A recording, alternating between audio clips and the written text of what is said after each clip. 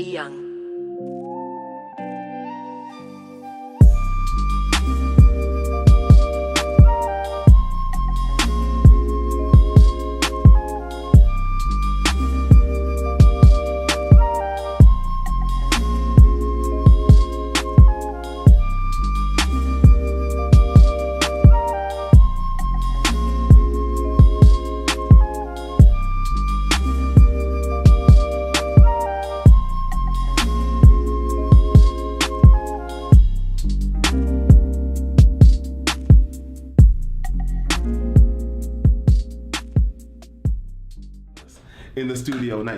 In the city today. For today's interview, I got somebody who I've been watching for a long time. We went to school together. We went to Purdue. Yep. But was Calumet. Mm-hmm. Now it's like Purdue Northwest. Purdue Northwest. I don't claim that name. But either. Jade is somebody you should definitely know. Oh, thank you. Not only is she known in the 312 as you are, I want to make sure I get this right. You are the only female host of the evening drive? Afternoon. Only female I'm the host. only lady in the afternoon. Oh, the afternoon drive. In Chicago is a boys club. So. Very heavy radio saturated market, and it's an all boys club. It is a boys club in the afternoon. Like my son writes on his note outside of his door, no girls allowed. And so she has infiltrated that. Yeah. And because she's super dope, but not only is she very much known in the 312, she's from the 219. You had a dope party, I want to side note. Thank you. That's girl one, my boy John, yes. York, yes. Aaron, yes. One Gallery. Yes, it was important to me to have it somewhere in Geary. I turned 30 this year. And then it was full circle because I'm from Miller. And the art gallery was in Miller, so it was just full circle. Happy belated birthday! Thank you. I turned 32 this year. Did your body change? Absolutely. Like I'm tired. All the time. I need 3 naps a day. I know. I'm very tired. I need a nap before I do anything. I got to plan around a nap. So Jay, you've been in the radio media industry for how long? About 9 years. I started when I was an intern at 21, so 9 years. I'm always curious to kind of hear people's origin Spider-Man stories. So okay. What made you get into this field? It originally started when I was at Indiana State University. I was I wanted to be in TV originally. I wanted to do the news. And my advisor was the TV station pretty much advisor of the school. He actually taught my TV class. And he was just saying to me, have you ever thought about radio? And I was like, no, not really. It's cool, but no, that's not the direction I want to go in. He was like, I'm going to put you in this audio production class. I just wanted you to give it a shot. And the teacher over the audio production class, his name was Dave Sabini. And he pretty much had asked me after I had turned in a project, have you ever considered radio? And I was like, why does everybody keep asking me? Am I ugly? Like, why do you keep asking me this? So he was like, no, you have a really different voice. You don't hear a voice like yours come out of a young person too often. He was like, so I really think you should give it a shot. So that was when I was like, okay, let me see. So he gave me a show on Sundays with another DJ. His name's DJ Supercuts. He actually DJs still in Nap now. And we had a Sunday hip hop show, and the reaction of the campus is what kind of gave me the radio bug. When people would like text me and tell me that they laughed at something I said, and the whole campus is listening. So it was just, that's where the radio bug came from. You're a character. Thank you. Not just in the radio. But there's few people, I said this last time we did the interview, there's few people that I really follow on social media. Because I'm not a scroller. I'll post something for business wise, or I just kind of thought I'll post it. You get in and you get out. I get in and get out, you know? It's like double dutch. But you're one person who I kind of just look at the post and I read the post because it's funny. Thank you. You are a character. So Thank you. I'm curious to know, where did the character come from? Like, was it innate? Like, you were 5 years old performing in front of your family, or did it kind of happen in middle school? Where did that come from? Well, I was raised by a single mom. So when she would be at work, I'm watching TV. I'm getting entertained and I'm watching the Jim Carreys, and I loved Jim Carrey movies growing up. So I think a lot of times my delivery kind of comes from him. I'm a big Cat Williams fan. Cat Williams was actually the first celebrity I ever met. So I have a special thing for Cat. Just kind of developed my own comedic range. And then I just come from really funny people. My dad was hilarious, and my uncles and my cousins, my brothers, everybody were real jokesters and roasters. So you being the baby girl and the only girl, you're going to have to fight sometimes, and you're going to have to get with people when it comes to jokes. So I've been in radio for, I think, the same amount of time as you. Okay. Yeah. I started at Westside. Okay. They came for the Career Center to recruit, and I went for radio and TV broadcasting. I thought I was going to be a disc jockey. Okay. Ones and twos. Okay. My dream was to do the birthday line. That was my dream. If I could be the one doing the birthday line, you called in and you talked to me. Yeah. Who was this on the birthday line? Yeah. That's what I wanted to do. Yeah. I got to the Career Center and it was not that. And then you grew up and learned about trademarking. Yeah. I learned all those things. So I fell in love with it, right? And as I worked in Chicago, Northwest Indiana, it was predominantly men who had those higher up roles. So for you, how has it been being not only a woman, but a woman of color, breaking into that barrier? And because I think that you have a very established role right now. Thank It's you. something that a lot of women can't say they have. Thank you. You have the one afternoon spot. That's the prime time of like peak hours of radio. Yeah. For people who don't get it, like when you're driving home, When you get off, I'm on. That's that time. It's like the best time slot to have for. I get to talk to people in their offices, and I get to talk to people that are picking up their kids from school, and I love that because I remember being that kid getting picked up from school and listening to Doug Banks. Yeah. You know, so and my mom listened to Doug faithfully and Dee Dee faithfully. Yeah. So to be that for somebody's child it's an awesome feeling. It is. It's an awesome feeling. I have this philosophy that radio was a dying field with the uprising of podcasting, and I think that you're not seeing the prevalence of radio as you did 10, 15 years ago. No. But you've been able to, I want to say, resurrect or reincarnate for us. Wow. For our age, right? Wow. Because there's not that many millennials who are like we're real millennials, you know, we're not the generation after. We're in our 30s, and so how does that feel? I think I got caught up in the lack of what I felt, the lack of importance that was being placed on the role, that I didn't even realize the role that I was in.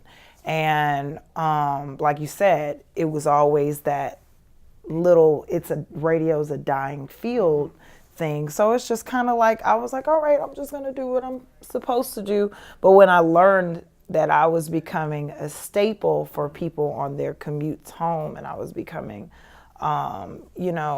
that Doug and Dee Dee that people were looking for in the afternoon, it gave me a boost. Like literally listeners are what keeps me putting on those headphones on a daily basis, because when they tell me that I changed the trajectory of their day, and they don't use those words, but if the ability to change the trajectory of someone's day, I don't take it for granted.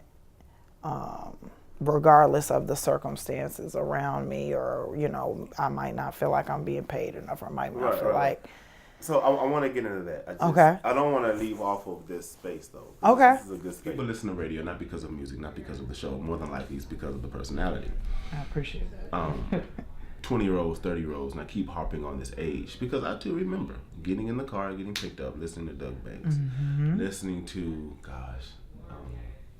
Howard McGee in the morning. Yeah, I'm trying to. Eddie and Jobo, right? Yeah. I remember as I got older, those personalities kind of started to dwindle away. It wasn't as many. You didn't have as many options.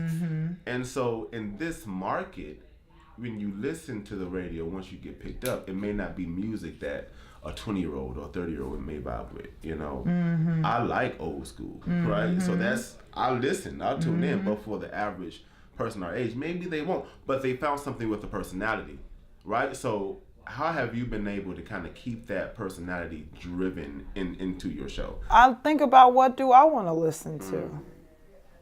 Do I want to hear me roast R. Kelly right now? Do I want to be yet another show talking about Jussie Smollett? Or do I want to go way off the wall and tell you about this 74-year-old woman that just got child support for a 52-year-old daughter? You know what I'm saying?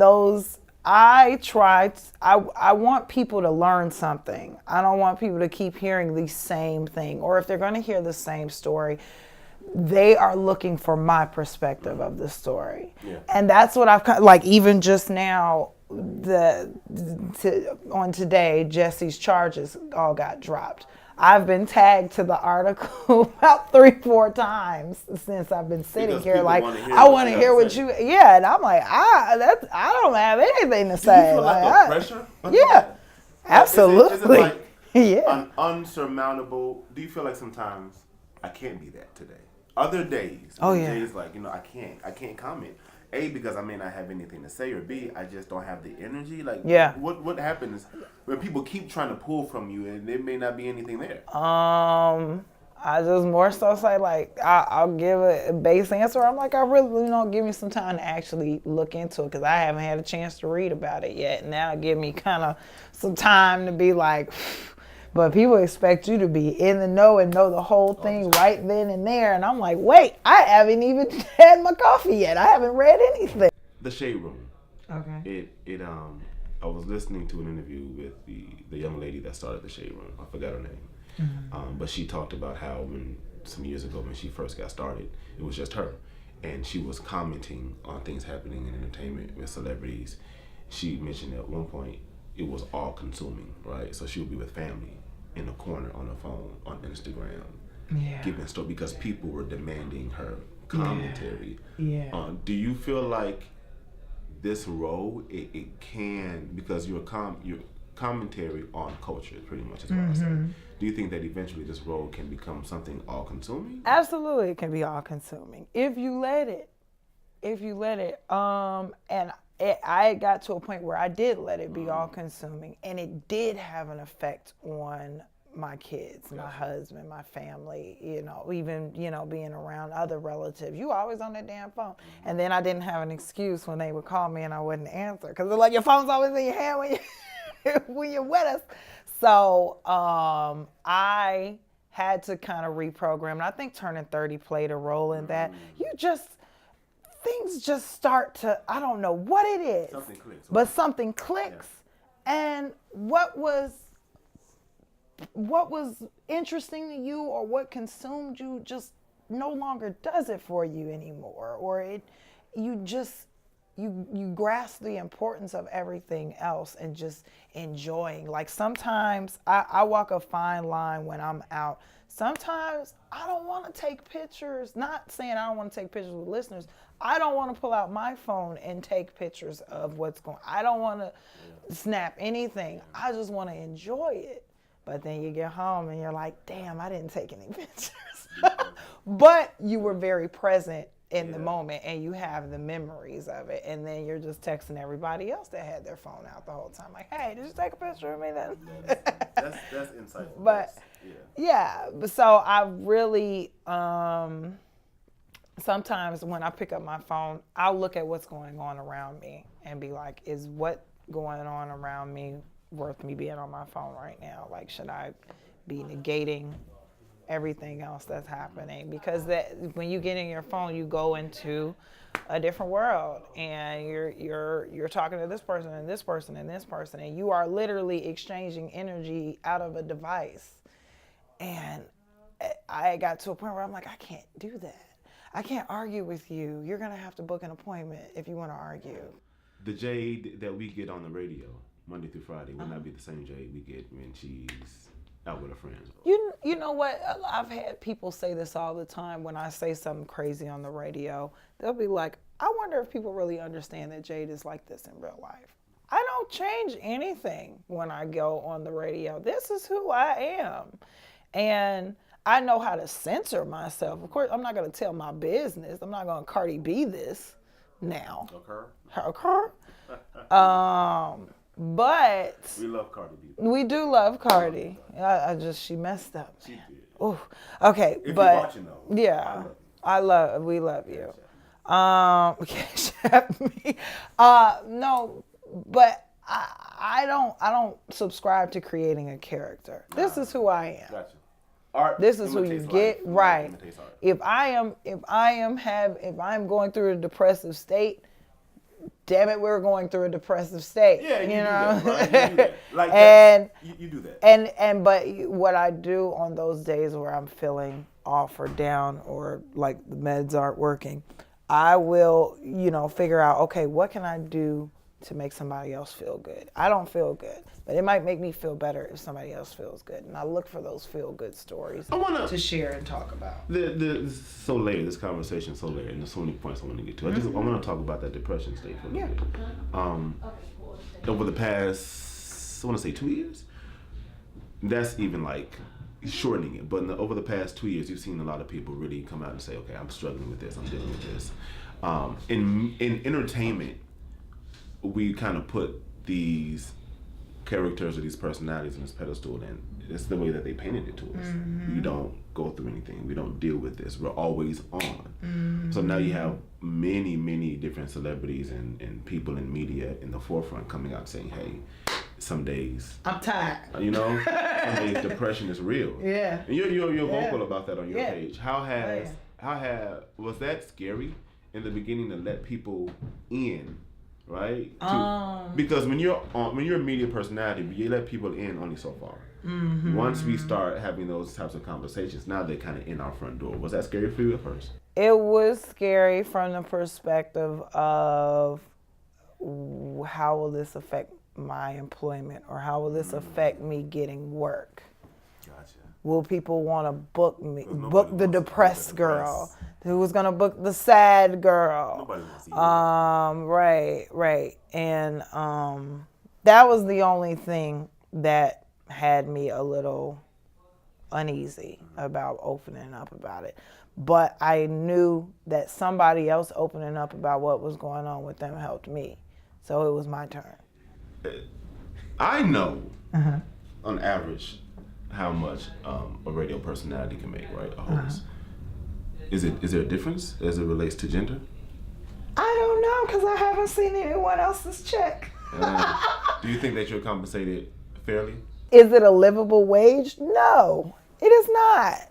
No, but you consider the opportunities that you get through it. You consider the it gets greater later factor, but you also consider the hustle in yourself. Right. Every personality I know is not just a radio personality. Some of them are DJs. Some of them work at Apple. Some of them, some of them work at Amazon. And DJing is just their passion, or being on air personality is their passion. But they still got bills. So when you are asking, hey, how can I earn more for this? It went from you asking to she demanded more money. It's like, no, I asked, how can I raise my money here?